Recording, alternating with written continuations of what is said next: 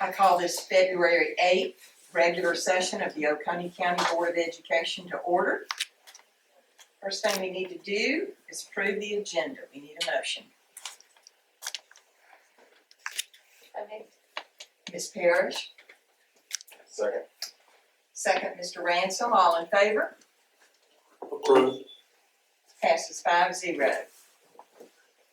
Next, the board will vote to approve the minutes of the January 11th, 2021 regular session, the January 19th, 2021 special session, and the February 1st, 2021 work session. We need a motion. So moved.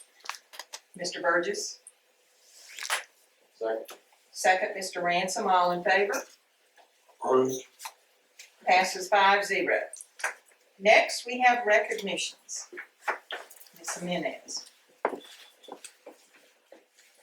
Good evening, board members. If you'll please make your way over to this wall while we present February 2021 recognition. And as you make your way over, I'll note that the art display this month provided right up here in the hallway is provided by students of Ferry Elementary School, and their instructor is Allison Winter. Fine, can I turn this or no? Yeah. It's your microphone.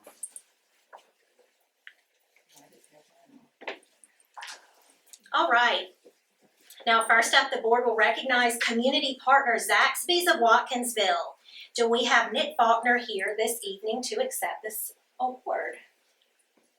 Please come on in, Mr. Faulkner. So if you'll just stand in the middle, I'm going to read just a little bit and then take your picture.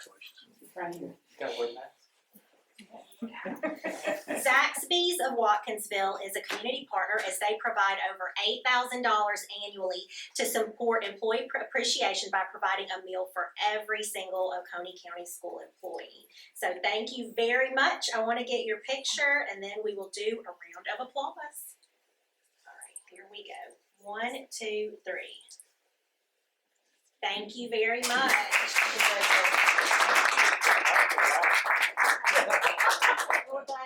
Well, thank you very much. I had called Ferry Spirit night tonight. Oh. There he is out there. He was holding you up. wasn't he? Everybody go get that. I think so gave you the next one. Excellent. There you go. I never got that. I said, wait a minute, your Thank name you is very not much. Audra. And finally, this evening, the board will recognize the February Pursuit of Excellence Award winner. That is Audra Chandler of Dove Creek Elementary School in the category of school nutrition. Ms. Chandler, come on in. Oh, please come right in. So now you get to stand there and hear wonderful things that were shared about you. So tonight, Ms. Chandler is receiving a $50 Visa gift card and a sports chair provided by Peach State Federal Credit Union, and Benson's Hospitality Group donated a one-night stay at Spring Hill Suites, and a commemorative plaque from Oconee County Schools has also been presented. So here's what some of your colleagues had to say about you. Audra is so professional and kind all at once. If she has stress, she hides it well. She seems to take everything in stride. Audra's a pleasure to work with. She always has a smile on her face and is always happy. She definitely brightens everyone's day. Another said, Audra is a warm and calm face in our lunchroom. She's always happy to help with any questions and so patient with all of our students. She's taken the time to learn names, interact with students, and is so kind to those around her. Audra is so polite. She does everything she can to make sure the lunchroom runs smoothly and things are ready for the kids when they enter. She is also more than willing to help out in any way that she can. We are so blessed to have her at Dove Creek.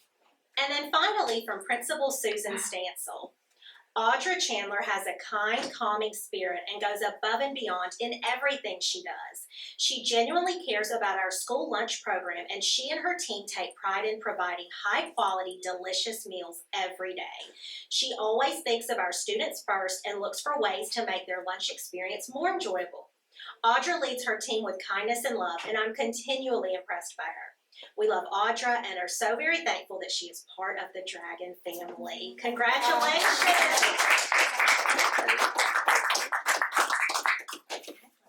This one, 1, 2, 3. Dr. Stans, do y'all wanna get in one? Sure. Understands. Alright,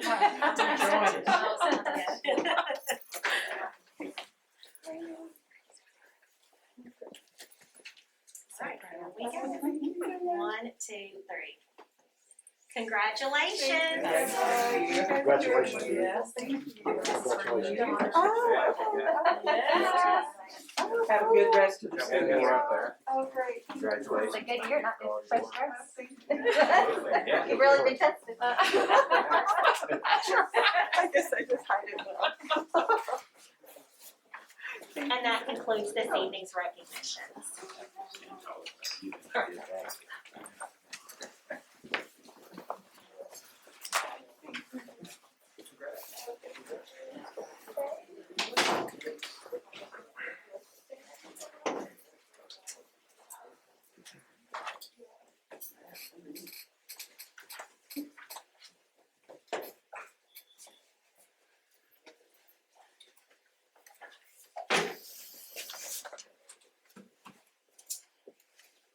Next, we have our points of pride, and tonight we have Ferry Elementary School presenting. Good evening. First, I'd like to officially introduce ourselves to Mr. Ransom.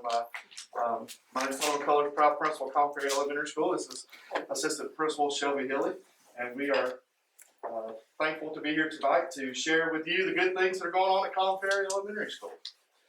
So we'll get right to it. You've got the clipboard. There we go. All right, so being a former high school coach and coming off of last night's Super Bowl, I'd like to start off with a quote from the legendary coach, Vince Lombardi. Lombardi states, "Individual commitment to a group effort. That's what makes a team work. A company work, a society work, a civilization work." When Celia and I sat down to brainstorm topics for our points of pride, my mind kept going back to this quote and the ideas that are inside of this quote. This year more than ever, we have observed how committed the individuals are at Ferry to their role and how their dedication manifests to the greater good of the school as a whole.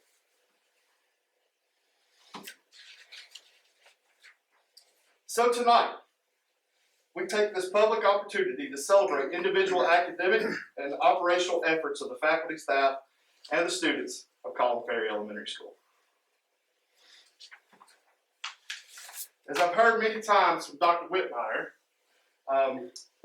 there's two types of staff members in the school building: those who teach and those who support teachers. No job is overlooked or undermined because they all play a part in the education of our students.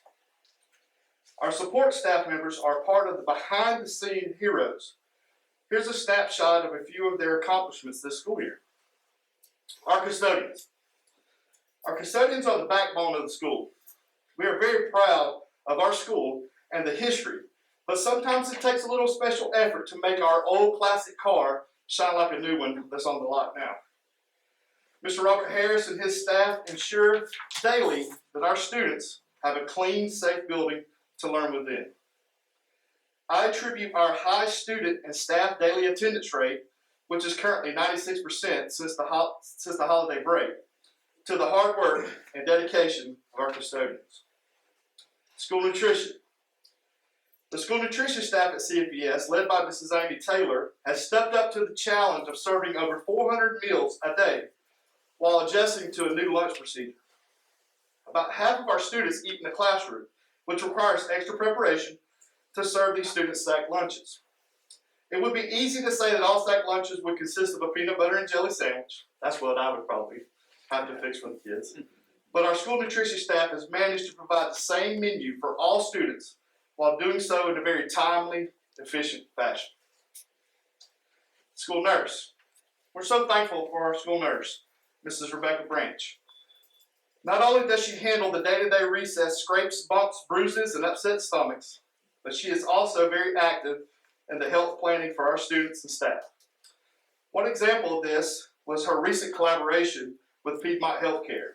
Nurse Rebecca helped to organize 2 guest speakers from Piedmont who presented proper hand washing and mask wearing lessons to every student at Ferry. The front office staff. The front office staff at CFES is second to none. As I mentioned here on the slide, they are the frontline managers and communicators of the school. Although the nature of their job may be the same as in years past, there's been a definite increase in the workload due to our new policies and procedures for this school year. These three ladies have taken it all in stride, making sure everything is organized and prepared. Paraprofessionals. We're so blessed that our district has placed a priority on paraprofessional support in the elementary classroom. Our parapros at Ferry help to fill the gap when the teacher is unable to be present in the classroom, which maximizes our students' instructional time. If you ask any of our teachers, they will tell you that their para is their right hand when it comes to instruction. Technology. With the implementation of one-to-one technology and our online digital learning platform, Accelerated Education, our instructional technology specialist, Mrs. Chelsea Palmer, and our TST, Mrs. Nancy Taylor, have been very busy this year to make sure our students and staff have working, reliable technology tools. The monthly Tech Pioneers professional learning focus has helped us to strengthen our teachers' instructional practices. This professional learning has proved to be immediately beneficial as teachers are able to use their technology knowledge to maintain instructional integrity no matter the student's circumstance, such as in a quarantine situation. Overall, we're so thankful and proud of our support staff members as they allow our teachers in many instances to prioritize instruction. Now Ms. Hilly will highlight those who teach. How could I ever be able to say enough about our teachers? In a year of a great deal of new, our teachers have continued to work towards improving their instructional practices. Ferry adopted a school-wide Tier 1 phonics program this year, and our teachers have both had to learn the program and then implement it with fidelity. The top two pictures show a class using the structured, systematic, multisensory approach in their literacy block. We also applaud our teachers' adaptability and flexibility in continually coming up with innovative classroom practices. Examples include virtual field trips and academic breakouts similar to escape rooms. You can see a group of students that successfully was able to break out. 2 teacher programs were funded through Walton EMC Empowerment Grants totaling $5,020. And through this endeavor, Ferry will be a proud recipient of a book vending machine that will support our Media Center and our PBIS initiatives. Our media specialist, Mrs. Shook, and our counselor, Mrs. Lee, are so excited to begin to reward our students' positive behavior with literature. We will also receive a STEM-based sensory pack to support the needs of our special education population, as well as the social emotional needs of all of our students. Our teachers are working harder than ever through collaboration. We are gearing up for our Georgia STEM recertification process, so grade levels are working across content areas to create rich, project-based learning experiences for our students. They have also participated in STEM journaling professional development in collaboration with Northeast Georgia RESA, and continue to collaborate monthly and analyze student achievement through our data teams process. Finally, we have purposefully focused on self-care this year. Through the guidance of the book, 180 Days of Self-Care for Busy Educators, our teachers have adopted a self-care partner and complete weekly readings and activities to ensure that they are making their well-being a top priority. We also participated in One Word for this year at the beginning of 2020, and so every teacher and staff member and every student in our building chose a word to represent what their focus would be for this year.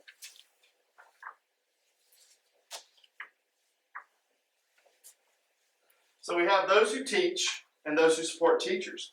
Now let's talk about those that are being taught, the kids.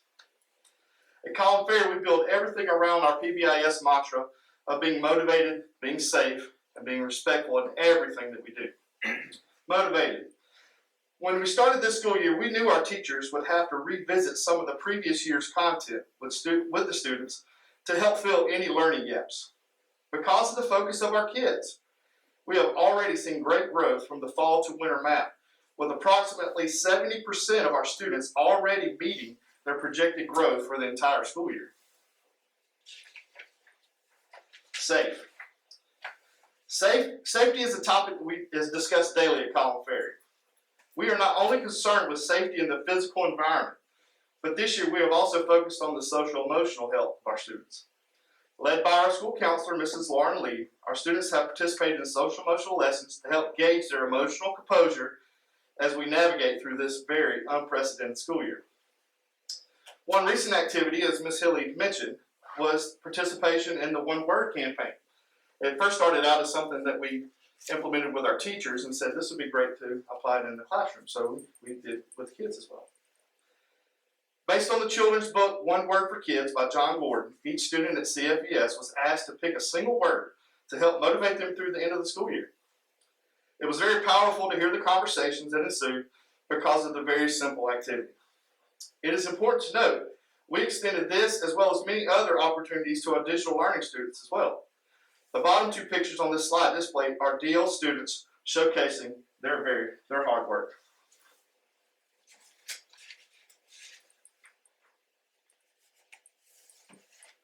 Respectful. We all know that children are very resilient. I'm amazed daily at their flexibility, innovation, and respect for the learning process. Here's one example of how the students at Collin Ferry look at the school year as an opportunity for growth and exploration. This video features Eleanor Ellis, who is our 5th grade district science fair winner, and she is going to explain her science project to you. Hi, my name is Eleanor Ellis. I'm a 5th grader at Collin Ferry, and I'm going to tell you about my science fair project. Because my whole family wears glasses, and wearing a mask makes our glasses pop up, I decided to do a science fair project that tested to see if there were any anti-fog products that could prevent fogging while wearing a mask. I tested 3 types of products: a balm, a spray, and a wipe. The wipe turned out working the best, which was a surprise because I thought that none of the products would work. Using these results, my family can now have less foggy glasses. Perfect example of making lemonade out of lemons. No doubt. Very smart. So much smarter than I ever was as 5th grade.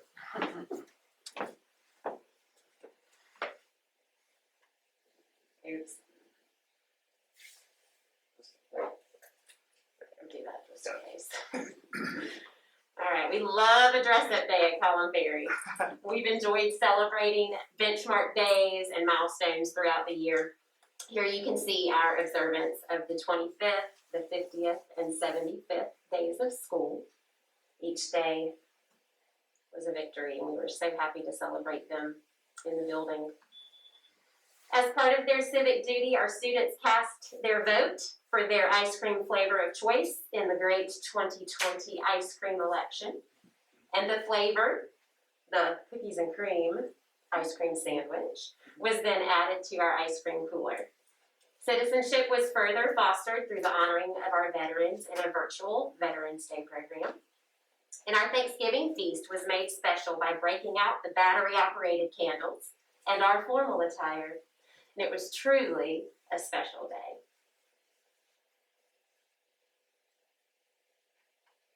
Did I mention how much we love dress-up days? Here you can see our teachers and staff dressing up to celebrate the 80th and 100th days of school as well.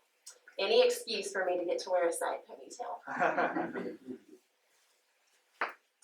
Yeah, I will say an aside here that the 80th day was not one of the benchmark days I had originally chosen, but we have a lot of children of the 80s at Collin Ferry, and the teachers insisted that we dress up in 80s attire, so you have to go with what the teachers ask you to do there. Because of the outstanding individual efforts of the faculty, staff, and students, it is easy to proclaim that every day is a victory at Collin Ferry Elementary School. Thank you again for this opportunity to speak, and thank you for your continuous support of our school. Thank you. Thanks, Tom. Thank you. Thank you.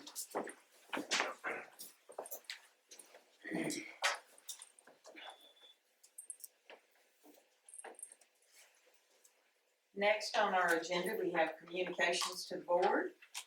First is Business Services, Ms. Sarah Amy Sharping.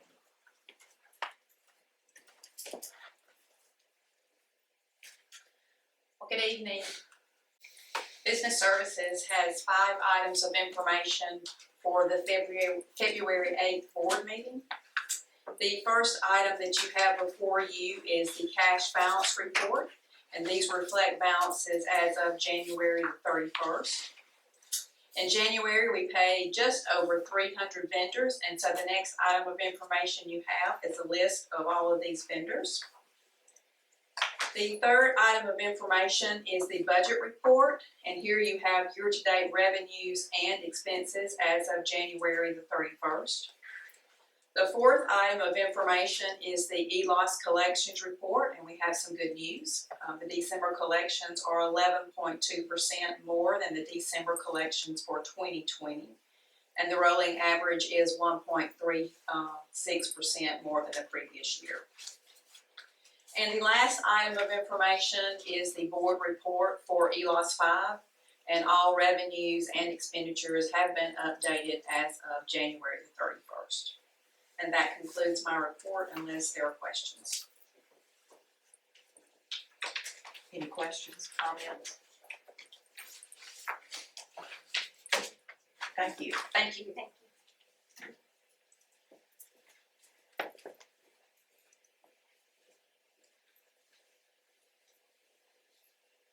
Next, we have public communication.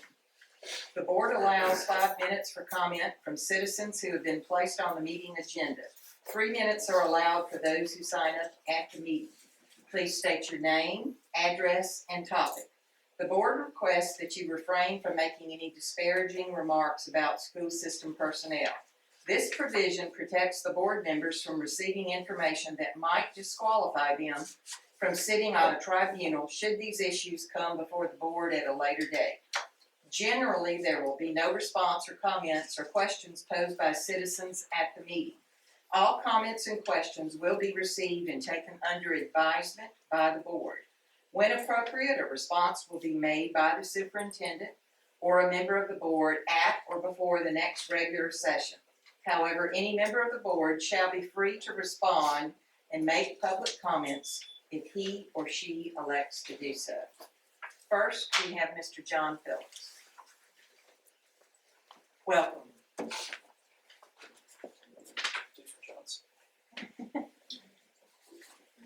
My name is John Phillips. I live at 1040 Creekstone Lane. I own a consulting firm that provides executive services, including leadership development and board training. My clients include nonprofits, universities, and federal agencies. I'm also the executive director of a nonprofit and work with a 5-member board. I have a PhD in rural sociology. I am here tonight to share research that I conducted on community emails that OCS received last summer related to its reopening plan. I accessed these emails through an open records request submitted in September 2020.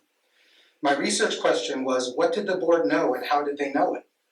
I reviewed thousands of emails, including hundreds from the community. Each email was coded as supportive or critical of the reopening plan, and I have 3 findings to share.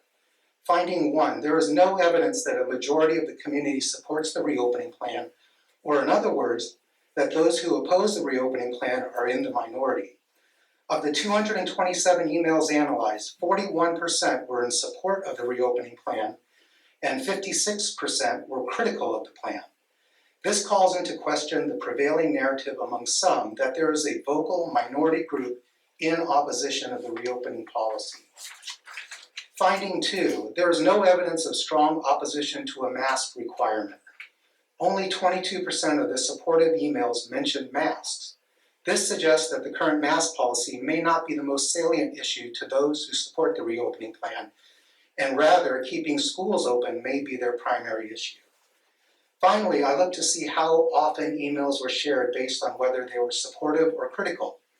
Critical emails were forwarded an average of 7.2 times, while supportive emails were forwarded an average of 11.4 times. That 4.2 difference is largely accounted for by the superintendent forwarding supportive emails to board members.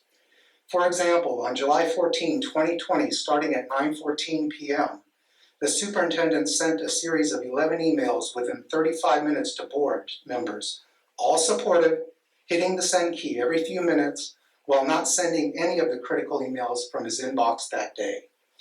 On July 15, 8 supportive emails and no critical emails were sent to the board within a 44-minute period.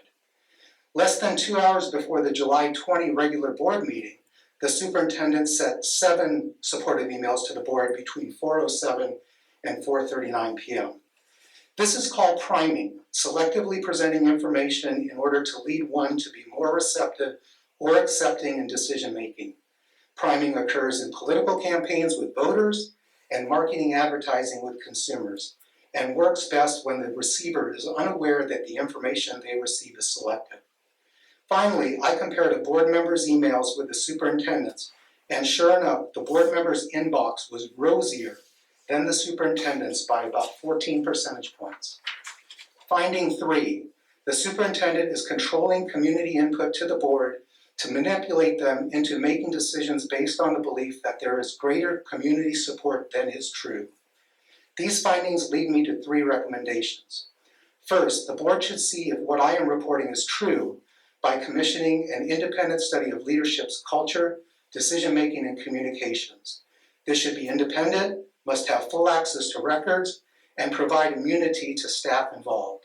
Community members, taxpayers, and local media should hold the board accountable to ensure leadership are performing their duties responsibly and ethically. Second, the board should learn the true level of community support for a mask requirement. They should commission an unbiased survey of parents. To date, no survey or stakeholder input has been conducted to determine such support. Finally, the board should exert direct leadership and oversight into the management of the school district. There is evidence that the superintendent is indeed making de facto policy by manipulating the decision-making of the board. If true, then the board must reassert its leadership and ensure that it has an accurate understanding of the situation. The board must get into the superintendent's business because he has been in their business for a long time. Community members, taxpayers, and local media must hold the board accountable to lead in these critical times. Future requests for tax support should be viewed within this context. I am leaving my research report with you now to be entered into the record, where you will find more details of the study. Thank you. Thank you. Next, we have Ms. Andrea Wellens. We know there have been hospitalizations already. We know that some are still suffering from long-term health effects of COVID. How many of those could have been avoided? How many of our beloved staff and educators could have been spared serious health challenges if you had only implemented a mask mandate and followed the CDC and the American Pediatric Guidelines for spacing in our school and mandating masks?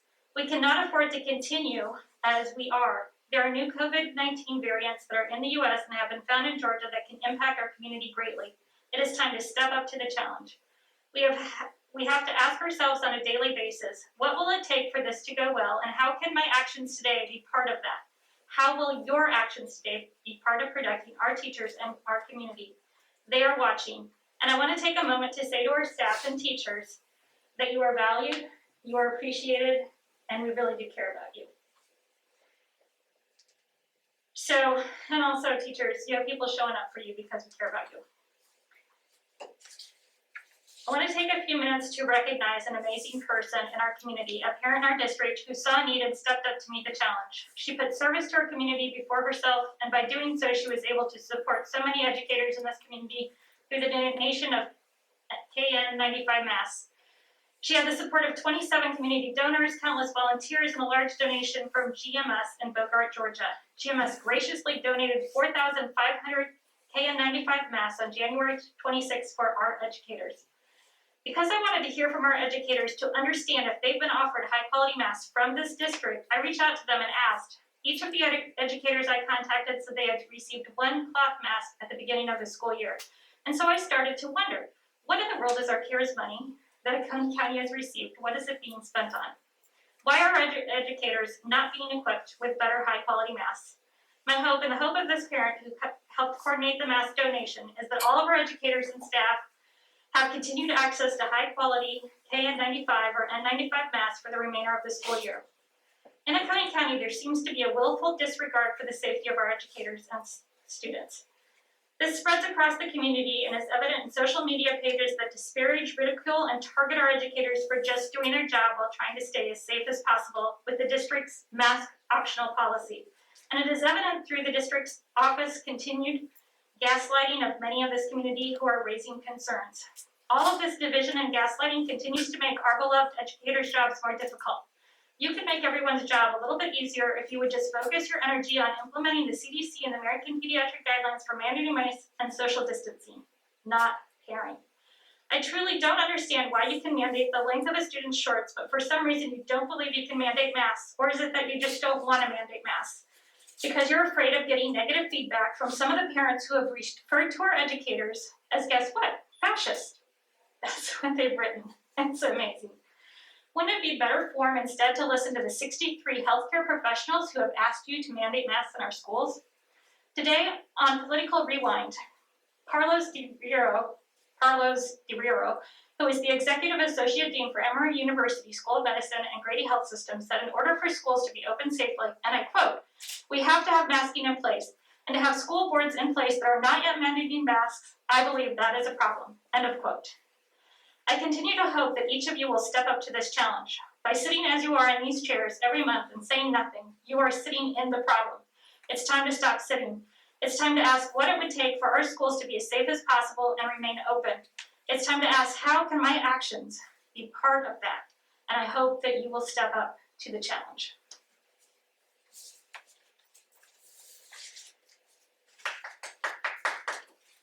Thank you. Did we have anybody sign up for the meeting? We do, we have 6 people sign up. I think the first one is Fletcher Johnson. Okay, thank you.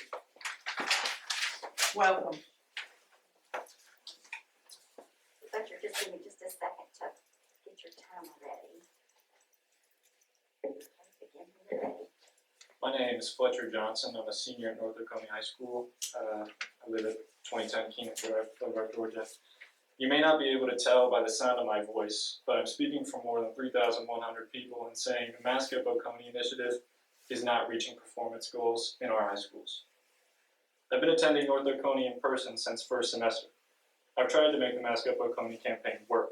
I made the video Dr. Brown and other teachers appeared in, which educated North Oconee students on the safe practices to reduce the spread of COVID-19. As hard as we've worked, as hard as Dr. Brown personally has worked to encourage mask usage, it's not been enough. Starting on January 14th, the day after Dr. Brown met with myself and the students behind the mask mandate petition, I began tracking the numbers in my classes. Along with 5 other students, we monitored 33 different class periods across both North Oconee and Oconee County High School.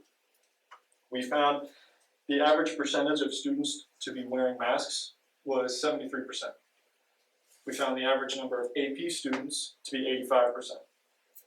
We found the average number of honor students to be 74%, and the average number of students in elective classes that wore masks to be 65%. Keep in mind, this data is actually skewed towards mask usage. The students whose schedules these classes were taken from were those who took multiple AP classes and honors courses.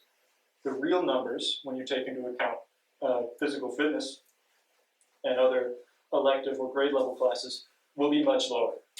Dr. Brown, when he met with the fellow students, said that it is the school board's intent to get 90% or more students wearing masks. What we know from just the first semester alone regarding the much lower numbers, disregarding the much lower numbers from first semester, looking only at second semester, that we're not on track. We're not on track. We've got a 3% gain from Dr. Brown's January 13th number of 70% to the end of January 26th, which was 73% in overall usage. We need a mask mandate, otherwise we'll never have enough students wearing masks to really do anything within our schools. It's bad enough already that everyone's within 3 feet of each other. And if you walk around within any classroom of North Oconee or Oconee County High School, you'll see how close those desks are. I yield the remainder of my time. Thank you, Fletcher. Next. I think next person is Elena Waller. Welcome. Thank you. Good evening, members of the board, Dr. Branch. One thing I've been told a few times when I've called the Board of Education on an attempt to get an update on what the conversation is over the mask mandate has been that everybody agrees all the kids need to be wearing masks. It's just a question of how best to do that, how best to achieve that. And so I think in the local newspaper this week, a local scientist who's also a mom mentioned a study that showed that mask mandates increase mask wearing. So I went to look for this study. And here it is. It's a CDC study on some on counties in Kansas where some chose to enforce a mask mandate and some chose to not enforce the mask mandate. And the CDC found at the end of November that counties that chose to enforce the mandate saw their cases decrease. Counties that chose to opt out saw their cases continue to rise. This adds to the growing body of evidence that a large, widespread masking helps to slow the spread of COVID, said Dr. Alan Carroll. I think we all know the science, and I think we all know that a mandate would help us to get there. I think one thing that parents like me are finding really hard is not having an honest conversation about why we don't have a mask mandate.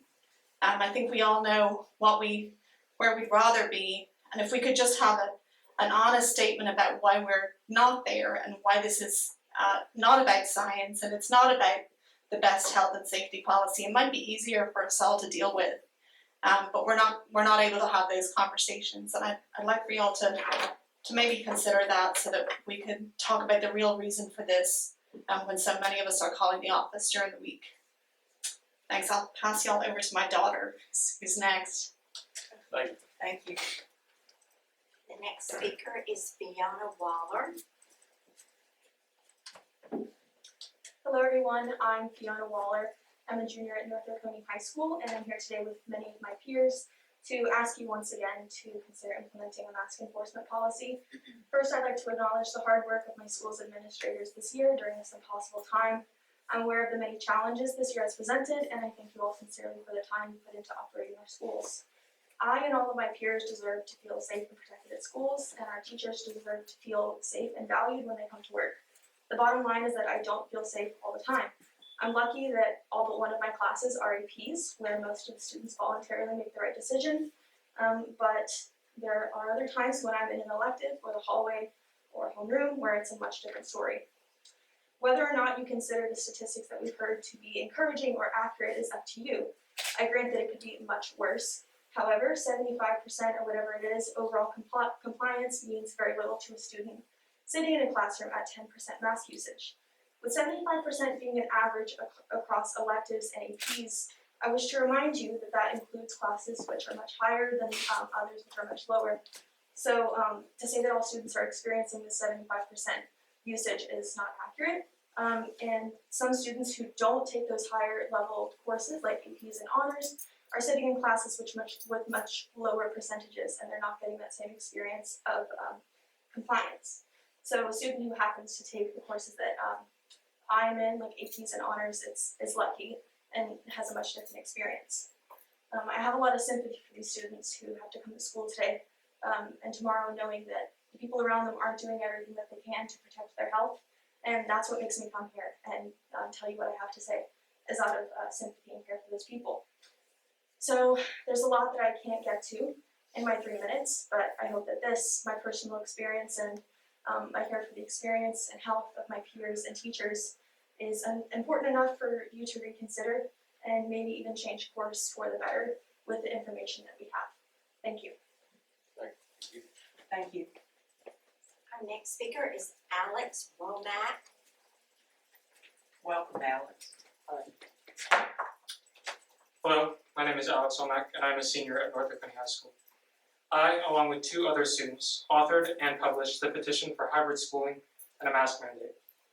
I wrote under the pseudonym John Doe because I did not want to be at the forefront of the district's attention at the time. However, as the semester has progressed, I realized the importance that I now address this publicly. The petition allows for all who are impacted by a specific issue to voice their concerns. Dr. Branch at the last meeting, Ms. Parrish, who, along with you and the other board members, received the list of signatures on January 6th, asked about information regarding the petition. You responded with 3 categories of the 2,800 signatures at the time: students, parents, and other. There are now over 3,100 signatures, all asking for the district to take at least one simple measure to keep their community safe: to mandate masks. I'd like to take a moment to delve into the other category. Whether or not Dr. Branch's intent was to diminish the merit of the 3,000 who signed, the outcome was one to that effect. Of those others, there are those who live in the household with students. There are community members, voters, impacted by the district's decisions. There are doctors, healthcare providers, and Oconee County Schools graduates with siblings still in the school system. However, the most important group relegated to others were the OCS employees. Dozens of employees and their families from all sectors of the school system signed: teachers, cafeteria workers, bus drivers, paraprofessionals, and school nurses. The misrepresentation of this petition is appalling, but when taken into consideration with other district practices, I cannot honestly say that it is surprising. I stand here today to only ask you to implement one facet of the petition: to mandate masks. I recognize the numerous challenges facing the district at this time, but I implore you to listen to those requesting the safety of our students and staff. The choice offered by the Mask and Courage policy only fosters insufficient safety measures. The measures for students in the schools, encouraging masks, distancing, and hand washing, and implementing one-way hallways only work when practiced consistently. Going to school every day, I can honestly tell you, they are not. Mask percentages have fallen since the outset of the semester, despite the continued efforts of administrators and teachers alike. Efforts with the implementation of mandatory masks would not have to occur on such a large scale. Further worsening the matter, those who disregard one safety measure are the same who disregard other safety measures, like social distancing. However, this blame may not lie on the students for this, as spacing and layout of the classrooms vary extremely from the socially distant example on the OCS website. This is not the only discrepancy that occurs within the Oconee County school system. Oconee County prides itself on being a leader in academics. However, when asked to listen to the scientists, it has, thus far, refused. Once again, I'm asking you to listen to the scientists and the voices in the community calling for safe, in-person learning. Thank you. Thank you. Our next speaker is, I think it says Elena Consulman. Welcome. Hi, thank you. My name is Elena Consulman. I'm a senior at North Oconee High School. A little nervous, I'm sorry. But I came here today to do this because it's important to me. Every day I go to school and I have to think about when I come home, I see my parents, I see my grandparents, or my grandmother, sorry, she lives with us. And I see my siblings sometimes, and they go and they visit, they live with their significant others, and so I have to think about all the people that I'm going home to, and a lot of our students, they think about that too. And it's important to them that they feel safe to be able to go home to their grandmothers, their asthmatic siblings, their at-risk parents who maybe have lung disease, went through cancer treatment, people who they know they could hurt by going to school, but they shouldn't have to make that choice. They should be able to go to school and feel safe. They should be able to go to school and not have to worry about, could I go home and possibly give COVID to my grandmother? Could I be the reason she gets bedridden, sick, or worse? And I just wanted to talk about the stress that puts on every student who's already going through so much. They're living in a pandemic. They're planning their schedules right now. They're doing registration. Seniors are planning for college. That's a lot of stress, especially right now. And we're taking AP classes. Some are taking 8 AP classes. Some are taking honors. And it's a lot on the kids. And they should be able to deal with that. They should be able to be focused on their grades, on their studies, on getting into a good college, on getting ready for life. They shouldn't be worried about how guilty they feel if they came home and they gave, and their parent was sick, and then they would wonder, was it me? And a lot of these kids who are thinking about this, they're wearing masks. But there's some people who aren't, and that's where it is. And so a mask mandate would make people feel safe. They'd make them feel safe to go to school and to come home. Make them feel safe where they should be safe, because as the teachers are trying, administrators are trying, and they're trying to make us feel safe at school right now, because that's important. But it's your job to, yes, keep school open, because that is important, but it's also your job to keep us safe. So I think you can do both, and I think the mask mandate would help with allowing us to stay in school and also be safe and feel safe to come home to those at home. 20 seconds. Thank you for your time.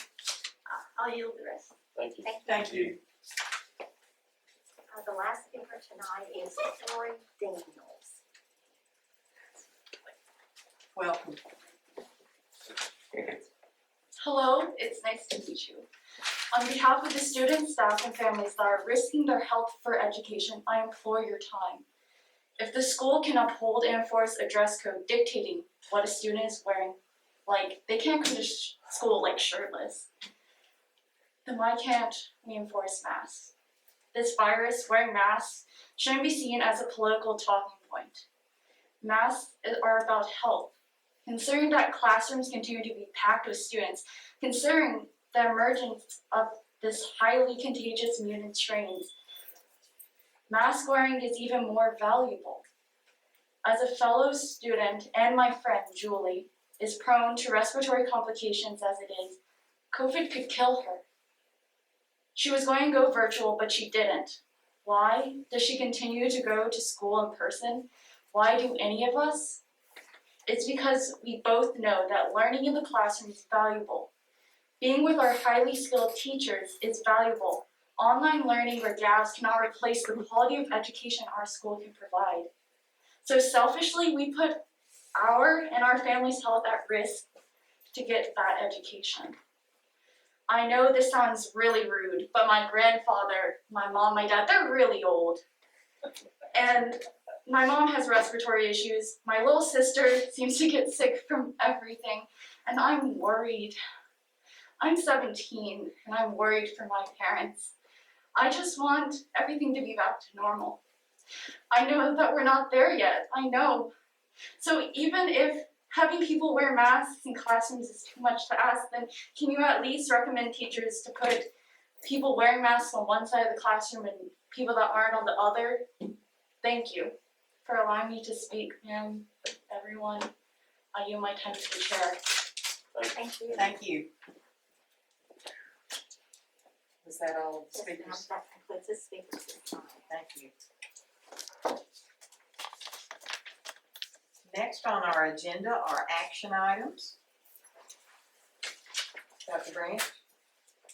Yes, ma'am. We recommend a data center course switch as presented.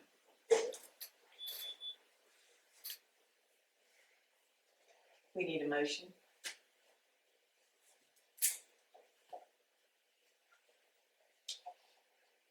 So moved.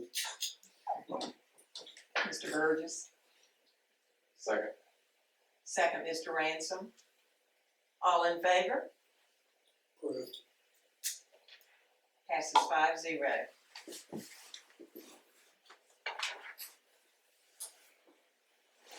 Next on our agenda is communication regarding agenda items, and if we have anybody in the room that would like to speak to anything that has been discussed thus far.